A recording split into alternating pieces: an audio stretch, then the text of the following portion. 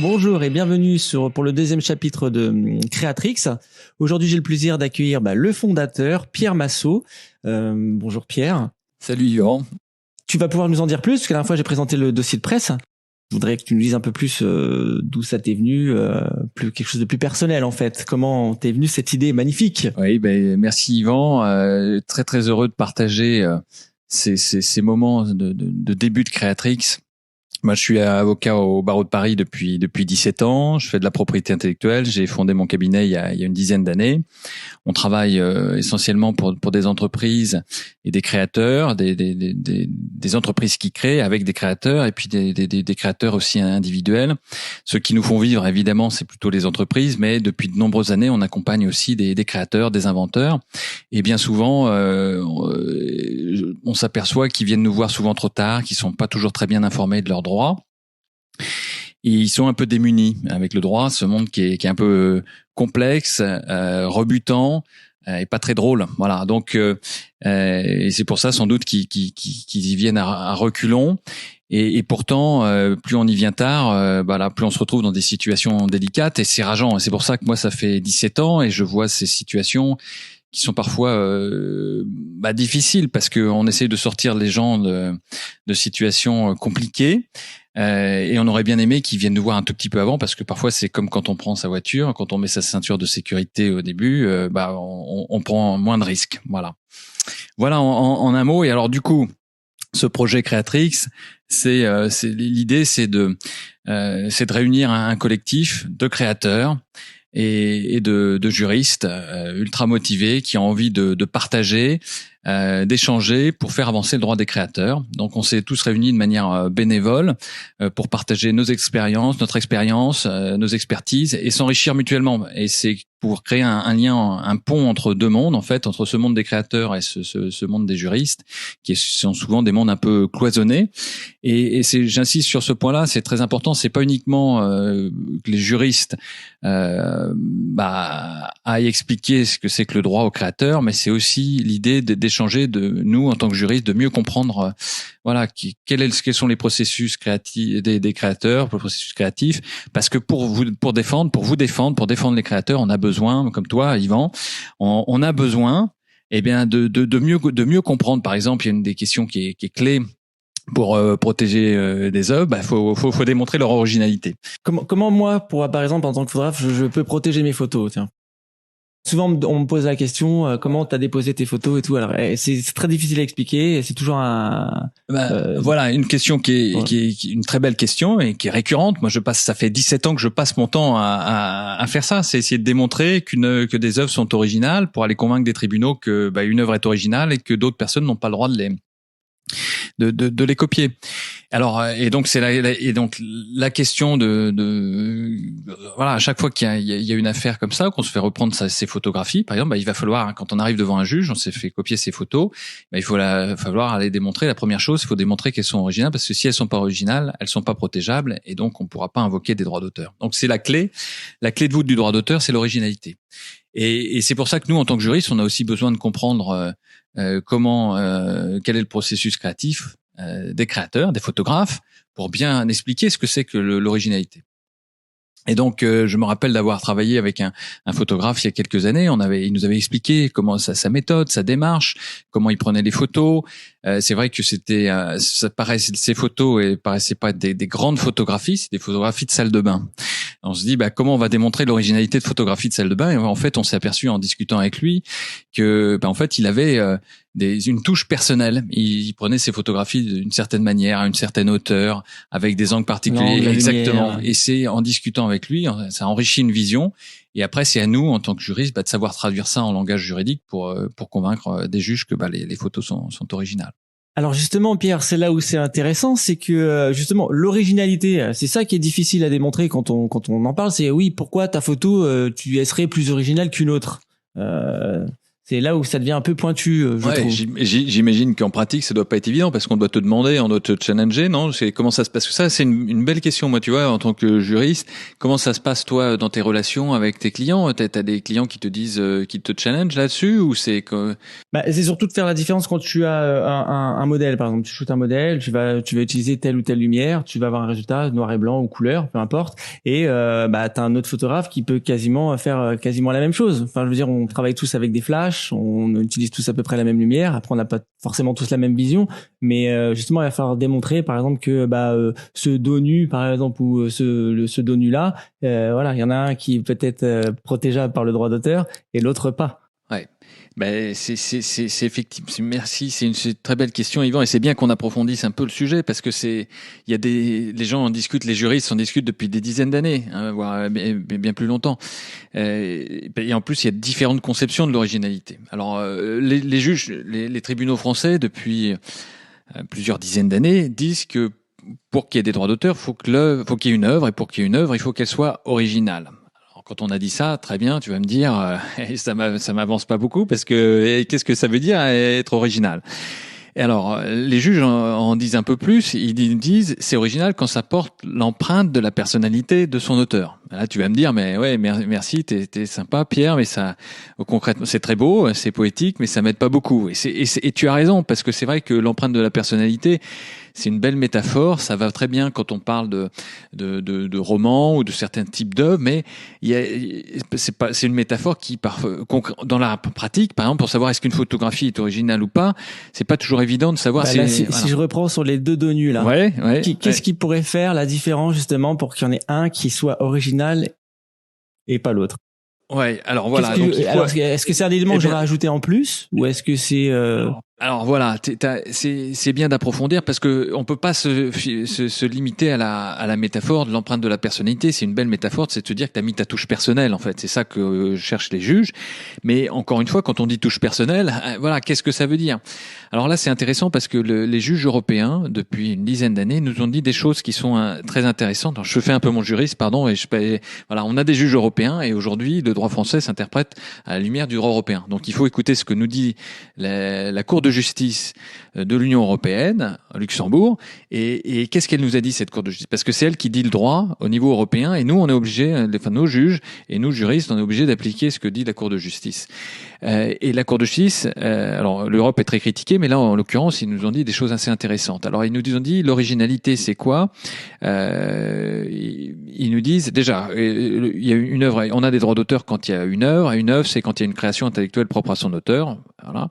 Et il y a une création intellectuelle propre à son auteur quand c'est original. Et c'est là où les juges européens vont plus loin que les juges français, c'est qu'ils nous disent il faut qu'il y a une originalité quand l'auteur a fait des choix libres et créatifs. Donc, ça, c'est vachement intéressant.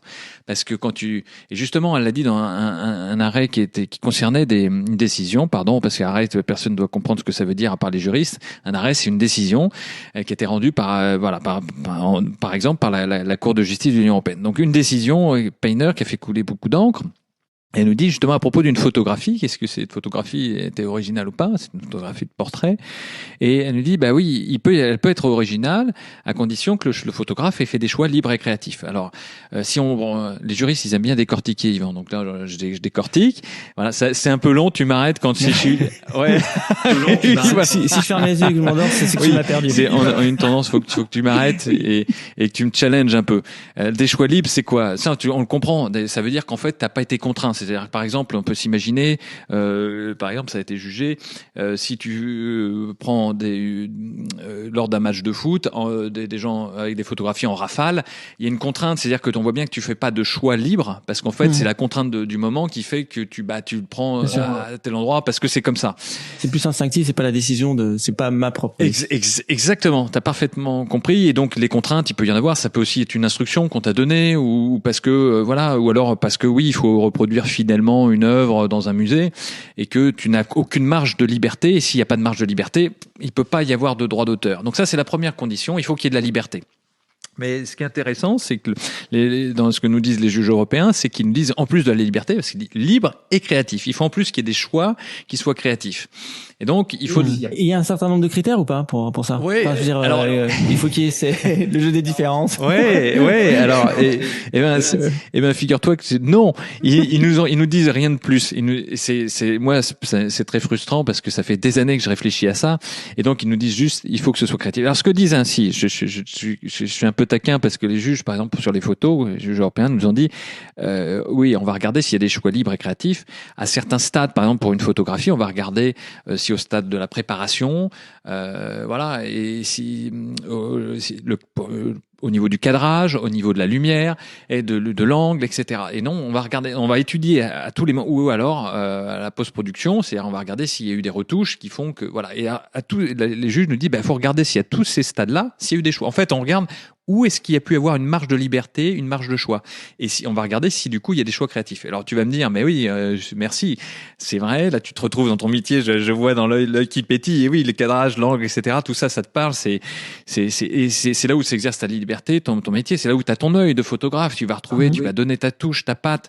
Mais et le truc, c'est qu'il faut nous, en tant que juriste, il faut qu'on arrive à démontrer retrouver que tu as fait quelque chose de particulier et surtout de créatif. Alors c'est là où tu me poses ta question, le jeu de cette différence. Ça veut dire quoi, c'est créatif? Et intuitivement, tu te dis, cette différence, c'est parce que tu t'es différencié de ce qu'il y a avant.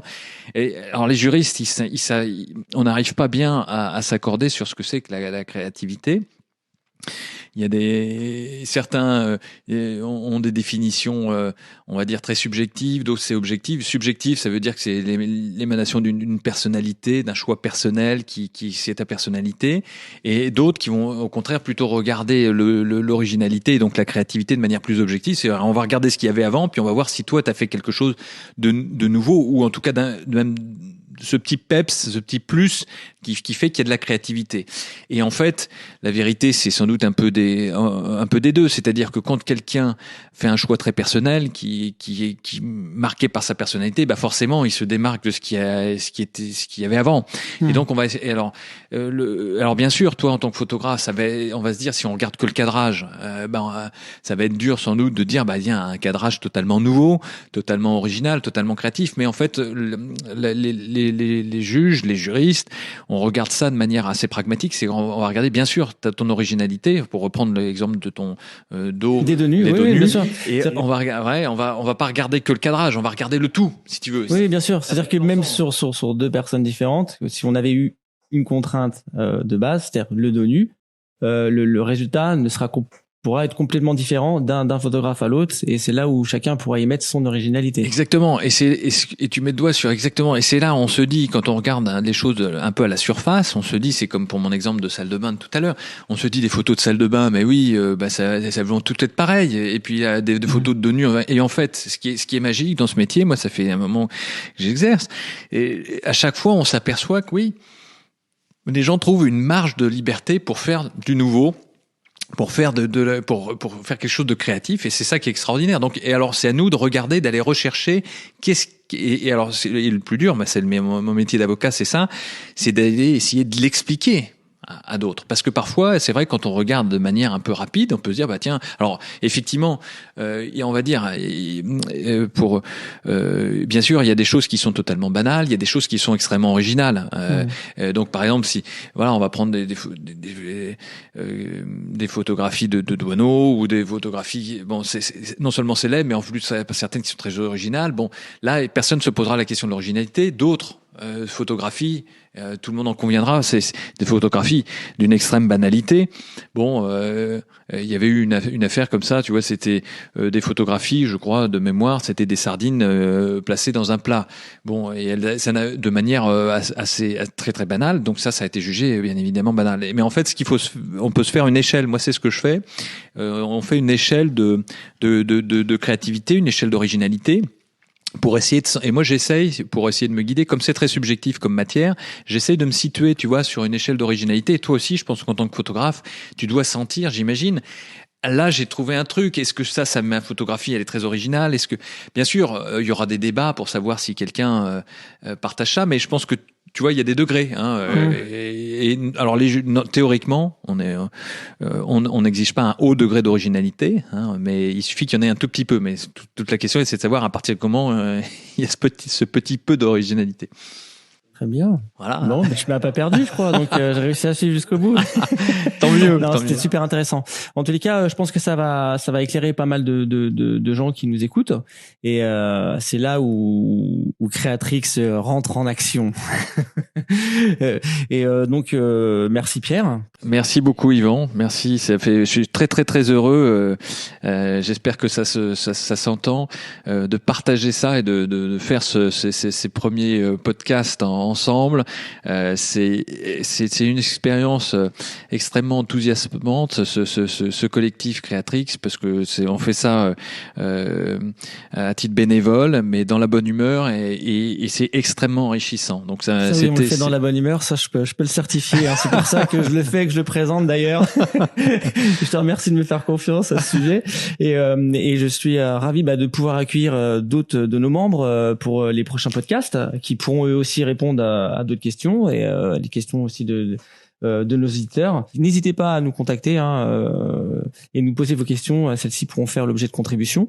Et je vous dis à très bientôt sur Creatrix. Et merci Pierre. À bientôt. Merci à tous et rejoignez la communauté.